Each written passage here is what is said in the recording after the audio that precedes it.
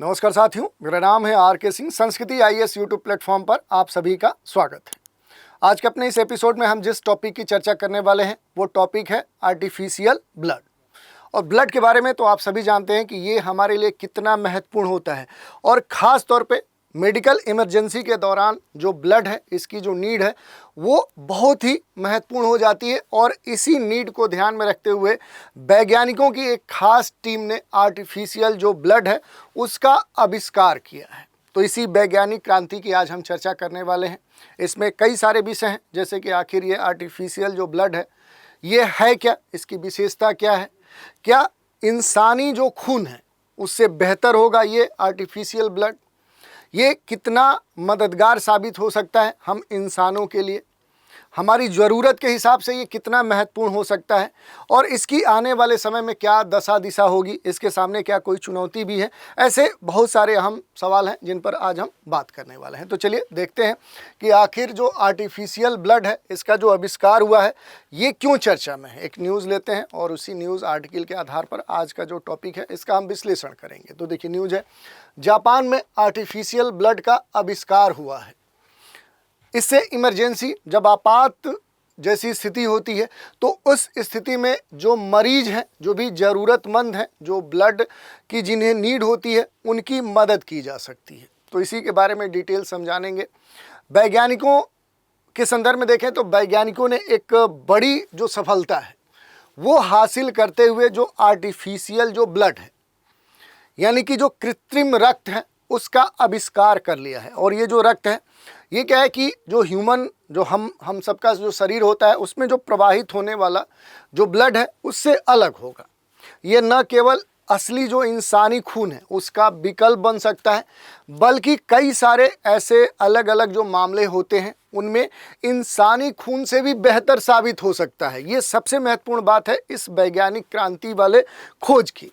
Japan, America, Europe के कई सारे जो वैज्ञानिक हैं, जो शोधकर्ता हैं, उनकी एक खास टीम ने मिलकर इस आर्टिफिशियल ब्लड प्रोजेक्ट पे लंबे समय तक काम किया। उसके बाद इन वैज्ञानिकों को ये जो सफलता है आर्टिफिशियल ब्लड बनाने का जो आविष्कार है उसमें पूरी तरह से सफलता प्राप्त हुई है।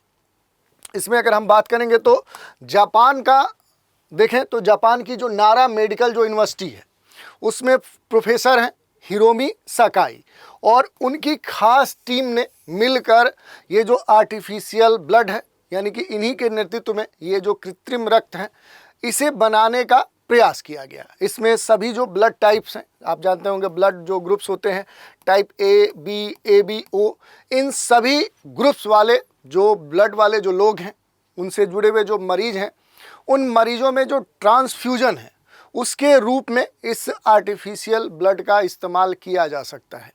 इससे सबसे बड़ा हमारे लिए लाभ क्या होगा, हमारे लिए जो महत्वपूर्ण बात है वो ये है कि फ़ायदा यही है कि इसे क्या किया जा सकता है कि ब्लड ग्रुप जो मैचिंग है, कि अलग अलग होता है कि जब इंसानी खून देने की बात होती है तो अलग अलग ब्लड ग्रुप्स मैच कराए जाते हैं कि अगर ए ब्लड ग्रुप्स का व्यक्ति है तो उसे कौन से ब्लड ग्रुप्स वाले लोग ब्लड दे सकते हैं या नहीं दे सकते हैं।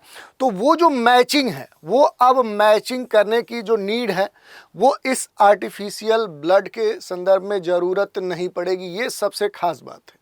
जिससे इमरजेंसी जैसी स्थिति होगी तो जिस व्यक्ति को ब्लड की ज़रूरत होगी, चाहे वो सामान्य स्थिति में किसी बीमारी के कारण, किसी ऑपरेशन के कारण, उसकी शारीरिक स्थिति के कारण, युद्ध के मैदानों में देखेंगे जो सोल्जर्स होते हैं वो घायल हो जाते हैं तो उन्हें मरीज़ के तौर पे जब हॉस्पिटल लाया जाता है या वहीं पर तत्काल उन्हें खून की ज़रूरत देने की आवश्यकता होती है तो उनके ब्लड ग्रुप से मैच करता हुआ ब्लड वहाँ पर ब्लड बैंक में होता ही नहीं है। क्योंकि आप समझ सकते हैं कि युद्ध की स्थिति होती है या कोई इस तरह की आपात स्थिति होती है तो वहाँ काफ़ी लोग जख्मी होते हैं। तो वैसी स्थिति में ये जो आर्टिफिशियल ब्लड है ये सबसे महत्वपूर्ण साबित हो सकता है, क्योंकि इसके बारे में खास बात यह है कि इसे मैचिंग करने की ज़रूरत नहीं पड़ेगी। इसमें अगर हम बात करें कि ये आर्टिफिशियल ब्लड कहने का मतलब क्या है, तो एक बायो इंजीनियर्स ये लिक्विड माना जा सकता है जो इंसानी खून के मुख्य कार्यों जैसे ऑक्सीजन ले जाने ले आने का जो कार्य है शरीर में, कार्बन डाइऑक्साइड बाहर निकालने की जो क्रियाविधि है, इम्यून जो सिस्टम है उसको सपोर्ट करने में, उसे दोहराने में, उसे रिपीट करने में ये पूरी तरह से सक्षम करेगा। ये हीमोग्लोबिन बेस्ड कह सकते हैं कि ऑक्सीजन जो कैरियर है, या फिर कह सकते हैं परफ्लोरोकार्बन तकनीक से बनाया गया ये महत्वपूर्ण कह सकते हैं कि ब्लड है, जिसे आर्टिफिशियल ब्लड कहा जा रहा है। अब ये क्यों महत्वपूर्ण है, इसकी विशेषताएं क्यों खास मानी जा रही हैं, तो कुछ महत्वपूर्ण जो इसकी विशेषता है उन पर हम बात करेंगे। जैसे कहा जा रहा है कि लॉन्ग सेल्फ लाइफ होगी, यानी इसकी जो लाइफ टाइम होगी वो अधिक होगी। इसे अगर हम बात करें रूम टेम्परेचर की, अगर हम देखें कि जो रूम टेम्परेचर हमारा होता है सामान्य तौर पे देखें 25 से 27 डिग्री सेल्सियस वाला जो तापमान होता है, उस तापमान पर ये 1 से लेकर 2 वर्ष तक सुरक्षित रखा जा सकता है। 1 to 2 ईयर्स तक क्या है, पूरी तरह से ये प्रिजर्व किया जा सकता है।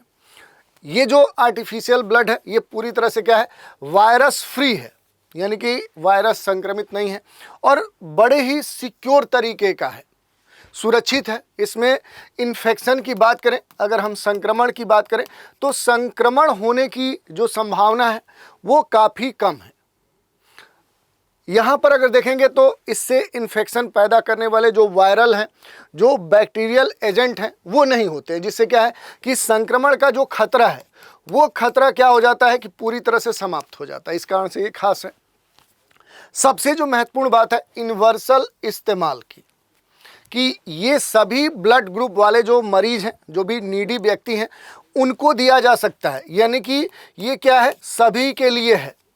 इसमें जो ब्लड ग्रुप मैच करने की जो ज़रूरत होती थी, जो मैच करने की बात की जाती थी, उसकी नीड ही नहीं है। ऐसा नहीं है कि किस ब्लड ग्रुप को ये दिया जाना है, नहीं दिया जाना है, उसके लिए बहुत सारे जो टेस्ट होते थे उसकी ज़रूरत नहीं है। ये आर्टिफिशियल जो ब्लड है ये किसी ब्लड ग्रुप वाले व्यक्ति को दिया जा सकता है। इसका निर्माण आखिर कैसे हुआ है, थोड़ा सा उस पर हम बात कर लेते हैं। तो जो भी वैज्ञानिक जो शोधकर्ता हैं, अलग अलग जो यूनिवर्सिटीज़ हैं, जो अलग अलग देशों के जो वैज्ञानिक मिलकर इस आर्टिफिशियल ब्लड प्रोजेक्ट पे काम कर रहे थे, तो उन वैज्ञानिकों ने रक्त में मौजूद जो ब्लड सेल्स हैं, आरबीसीज है, इनकी संरचना को क्या किया, डिकोड किया, उसको कह सकते हैं एनालिसिस किया, उससे प्रोटीन, नैनो जो पार्टिकल्स हैं, सिंथेटिक जो कंपाउंड्स हैं, उनसे तैयार किया।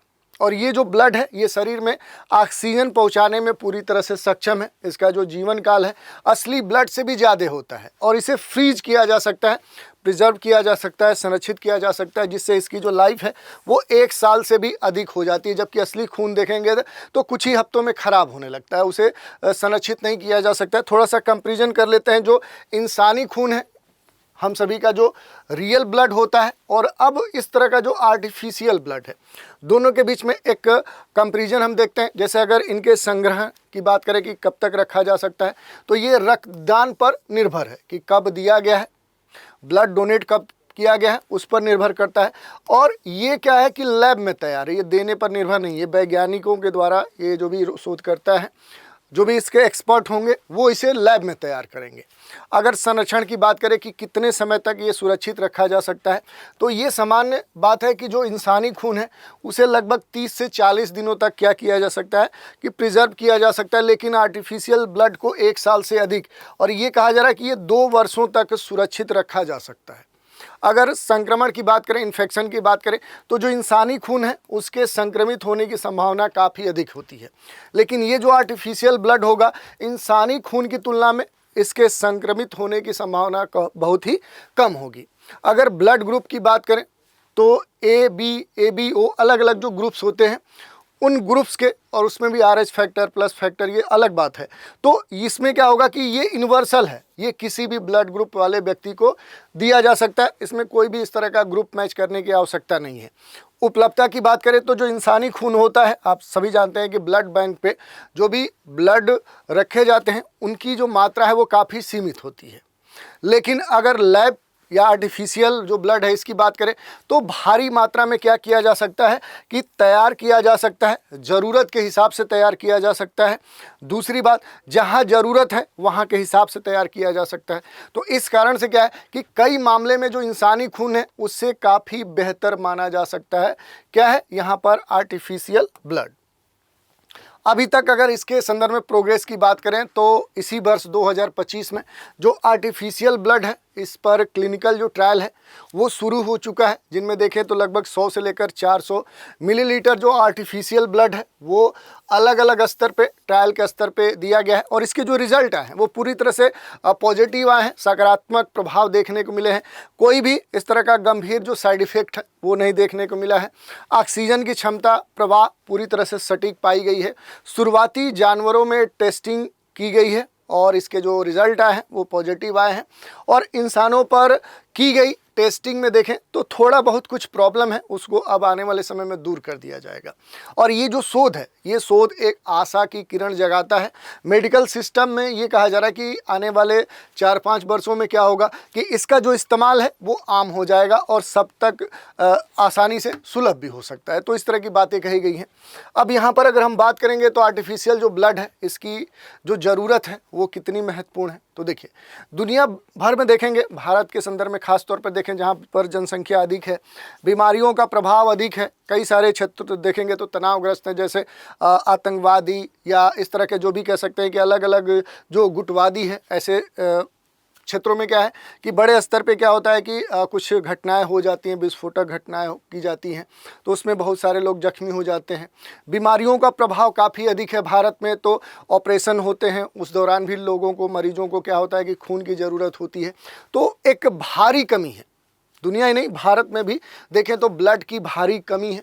और डिस्ट्रीब्यूशन के स्तर पे, स्टोरेज के स्तर पे और अवेलेबिलिटी के स्तर पे, उपलब्धता के स्तर पे देखें तो बहुत सारी चुनौतियां हैं।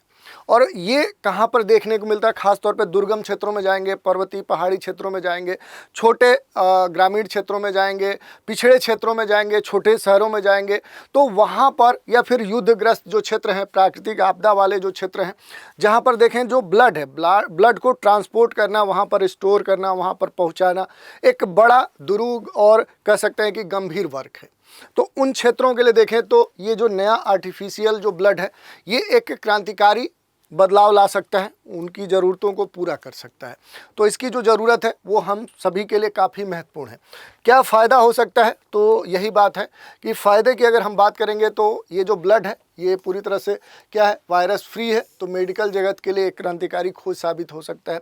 इसका जो परीक्षण है और एक सामान्य जो प्रयोग है, एक अनुमान लगाया जा रहा है कि 2030 तक सामान्य जो ट्रांसफ्यूजन है उसका हिस्सा बन जा सकता है। और इस कारण से देखें तो दुनिया ही नहीं, भारत में भी लाखों लोगों की जो जानें हैं वो बचाई जा सकती हैं। और जो ब्लड बैंक पर जो इंसानी खून है, वो जो निर्भरता थी, वो निर्भरता आने वाले समय में समाप्त हो सकती है। कहाँ होगा इसका उपयोग, इस पर थोड़ा सा चर्चा कर ले। तो सबसे जो महत्वपूर्ण इसका उपयोग माना जा रहा है वो युद्ध के क्षेत्रों में माना जा रहा है, जहाँ पर बड़ी संख्या में जो सैनिक हैं वो घायल होते हैं। आपातकालीन जो ऑपरेशंस होते हैं, जैसे कोई ट्रेन एक्सीडेंट हो जाता है, जैसे आप देखते होंगे अक्सर भारत में इस तरह की घटनाएं देखने को मिलती है। तो जहां ऐसी घटनाएं होती हैं वहां पर काफ़ी संख्या में जो लोग हैं वो ब्लड की नीड के कारण उन्हें वहां पर उपलब्धता नहीं हो पाती है खून की, रक्त की, तो उस कारण से भी वो लोग मर जाते हैं। ब्लड बैंक में देखें तो जो खून की कमी है, और ख़ास तौर पे खून की कमी वाले जो इलाके हैं, दुर्गम, पर्वतीय, पहाड़ी, पिछड़े क्षेत्र, जो काफ़ी दुर्गम ग्रामीण क्षेत्र हैं, वहाँ पर ब्लड की जो काफ़ी कमी है, वहाँ के लिए काफ़ी ये फ़ायदेमंद हो सकता है। और यही नहीं, जो दुर्लभ ब्लड ग्रुप वाले जो मरीज़ होते हैं, कई बार ऐसा होता है कि उनके लिए जो ब्लड चाहिए, मैचिंग वाला जो ब्लड चाहिए, वो बड़े मुश्किल से उपलब्ध हो पाता है। तो उनके लिए ये जो ब्लड है ये सबसे महत्वपूर्ण हो जा सकता है, क्योंकि ये यूनिवर्सल है, ये किसी को दिया जा सकता है, इसमें कोई भी ब्लड मैच करने की ज़रूरत नहीं है। और ऐसे ही जैसे आपदा वाले जो क्षेत्र होते हैं, अगर आपदा वाले क्षेत्रों में देखेंगे तो उन क्षेत्रों में भी काफ़ी संख्या में देखें लोग हताहत होते हैं, घायल होते हैं, तो उन्हें ब्लड की ज़रूरत होती है, तो वहाँ भी इसकी जो मदद है वो ली जा सकती है। इन फ़ायदों के अनुसार अगर देखें तो फ़ायदा तो है ही, लेकिन इसके सामने कई सारी चुनौतियाँ भी हैं। चैलेंजेस की अगर हम बात करें तो अभी तक तकनीकी जो ये टेक्नोलॉजी है जिस पर रिसर्च चल रहा है, ये ट्रायल स्तर पे है। अब देखने वाली बात है कि पूरी तरह से जो सफल परीक्षण की बात की जा रही है वो कब तक साबित हो पाती है, क्योंकि अभी मरीजों पर इसके ट्रायल सक्सेस हुए हैं, लेकिन इंसानों पर जो ट्रायल किए गए हैं वो पॉजिटिव रहे, लेकिन कुछ दिक्कतें सामने आई हैं। तो अब देखने वाली बात है कि आने वाले समय में पूरी तरह से ये कैसे साबित होता है कि नहीं ये मानवों के लिए पूरी तरह से सुरक्षित है। विभिन्न अंतर्राष्ट्रीय स्तर की जो संस्थाएं, चाहे वो WHO की बात करें या ऐसी जो संस्थाएं हैं, कब इसे वेरीफाई कर देती हैं, इसे मंजूरी प्रदान कर देती हैं, और लंबे समय तक शरीर में इसके जो प्रभाव हैं वो जो प्रभाव हैं उनका अध्ययन करना अभी बाकी है। तो ये देखने वाली बात है कि वो कब तक किया जाता है और अप्रूवल कब तक मिलता है और सामान्य लोगों के लिए ये कब तक अवेलेबल होगा। लेकिन आंकड़ा ये है कि लगभग 5-6 वर्षों में 2030 तक ये पूरी तरह से सबके लिए उपलब्ध होगा। दूसरी बात करें भविष्य क्या है इसका, तो जो भी विषय विशेषज्ञ हैं वो ये कह रहे हैं कि 5-10 वर्षों में आर्टिफिशियल जो ब्लड है वो सभी अस्पतालों के लिए सामान्य बात हो जाएगा, एक सामान्य विकल्प हो जाएगा, इसका उपयोग कॉमन हो जाएगा। और ये पूरी तरह से देखें तो जो ब्लड की कमी देखने को मिल रही थी उस कमी की समस्या को हल कर चुका होगा। खास तौर पर देखें तो चिकित्सा जो क्षेत्र है उसके लिए ये एक वरदान साबित होने वाला है। और इसीलिए कहा जा रहा है कि आर्टिफिशियल जो ब्लड है, आर्टिफिशियल ब्लड में आने वाले समय में मेडिकल क्रांति साबित होने वाला है। और ये न सिर्फ लाखों लोगों की जानें बचाएगा बल्कि ब्लड जो डोनेशन है उस पर जो निर्भरता है उसको भी कम करेगा। वैज्ञानिकों की ये जो खोज है ये चिकित्सा विज्ञान के लिए एक नया अध्याय साबित होने वाला है। तो यही हमने आज चर्चा में देखी कि आखिर आर्टिफिशियल जो ब्लड है वो है क्या, और इसके संदर्भ में जो वैज्ञानिक क्रांति हुई है उस पर हमने चर्चा की, और इससे जुड़े हुए जो अहम पहलू थे उन पर भी हमने बात रखी। अब एक महत्वपूर्ण सूचना है उसको देख लेते हैं। जुलाई मेगा ऑफर के तहत देखें तो 17 से लेकर 21 जुलाई 2025 के बीच में जो संस्कृति IAS के द्वारा संचालित कोर्स हैं उन पर खास डिस्काउंट प्रदान किया जा रहा है। अब जिन कोर्स पर डिस्काउंट ये प्रदान किया जा रहा है उस पर हम बात कर लेते हैं। IAS GS फाउंडेशन कोर्स, जिसके साथ देखेंगे तो GS का बैच है, GS CSET का कम्बो बैच है, ऑनलाइन कोर्सेज हैं। तो इन सभी प्रीलिम्स मेंस वाले जो कोर्स हैं इन पर 60% से अधिक की जो छूट है वो आपको प्रदान की जा रही है। और छूट ही नहीं बल्कि ये जो कोर्स हैं इनको आप EMI की सुविधा पर भी प्राप्त कर सकते हैं, किस्तों में भी इन कोर्स को प्राप्त कर सकते हैं। इसके अलावा जिन कोर्स पर महत्वपूर्ण छूट दी जा रही है उसमें आप देखेंगे तो UPSC और UPPCS के जो फाउंडेशन कोर्स हैं, जैसे UPPCS और UPSC का जो एक कम्बो पैक है GS फाउंडेशन कोर्स है, इन कोर्स पर आपको 50% की जो छूट है वो प्रदान की जा रही है। UPPCS का जो फाउंडेशन कोर्स है और GS CSET का ये पूरा कम्बो पैक है, इस कोर्स पर भी आपको 60% की जो छूट है वो प्रदान की जा रही है। UPPCS टारगेट बैच प्रीलिम्स 2025 का बैच है, इस बैच पर देखें तो इस कोर्स पर 70% की जो छूट है वो आपको प्रदान की जा रही है। इसके अलावा अगर देखेंगे तो PCS जो फाउंडेशन कोर्स है, PT और मेंस को ध्यान में रखते हुए लाइव और ऑनलाइन ये कोर्स हैं, और इसके तहत संचालित BPSC, MPPSC, RS और 71वीं जो BPSC का PT एग्ज़ाम है इनके लिए संचालित जो भी कोर्स हैं उन पर अप टू 75% का जो डिस्काउंट है वो प्रदान किया जा रहा है। इसके अलावा एक और कोर्स है ऑप्शनल कोर्सेस, जो भी ऑप्शनल सब्जेक्ट के लिए संचालित जो कोर्स हैं जैसे ज्योग्राफी और हिस्ट्री, ऑनलाइन मोड पर आप देखेंगे तो 50 से 60% की जो छूट है वो प्रदान की जा रही है इस ऑफ़र के तहत। और ज्योग्राफी का जो नया बैच है ये 15 जुलाई 2025 से स्टार्ट हो रहा है। बैच की जो टाइमिंग है सुबह के 8 बजे है। इस कोर्स के लिए निर्धारित जो फ़ी है वो 45,000 है, लेकिन अब डिस्काउंट के बाद ये कोर्स आपको केवल 25,000 में प्राप्त हो सकता है। ऐसे ही हिस्ट्री ऑप्शनल का जो बैच है ये 31 जुलाई 2025 से स्टार्ट हो रहा है, और बैच की जो टाइमिंग है ये सुबह के 8:30 बजे है। इसके लिए जो भी निर्धारित फ़ी है वो 45,000 है, लेकिन डिस्काउंट के बाद अब ये जो कोर्स है केवल 17,500 में आपको प्राप्त हो सकता है। तो ये कुछ महत्वपूर्ण जो डिस्काउंट ऑफ़र हैं जो संस्कृति IAS के द्वारा संचालित किए जा रहे हैं उनके बारे में महत्वपूर्ण सूचना हमने दी। इसके अलावा भी अगर कोई क्वेरी है आपकी, कोई सूचना चाहते हैं, कोई जानकारी चाहते हैं, तो जो भी नीचे दिए गए नंबर हैं उन पर कॉल करके जानकारी प्राप्त कर सकते हैं, या संस्कृति IAS की जो वेबसाइट है वहाँ पर विजिट करके जानकारी प्राप्त कर सकते हैं। तो आज के एपिसोड में हमने आर्टिफिशियल ब्लड के बारे में जो शोध हुआ है, जो रिसर्च हुआ है, उस पर हमने बात की और उससे जुड़े हुए जो भी अहम पहलू हैं उन पर भी प्रकाश डाला। तो आज के एपिसोड में इतना ही। आप सभी हमारे साथ बने रहें, इसके लिए धन्यवाद।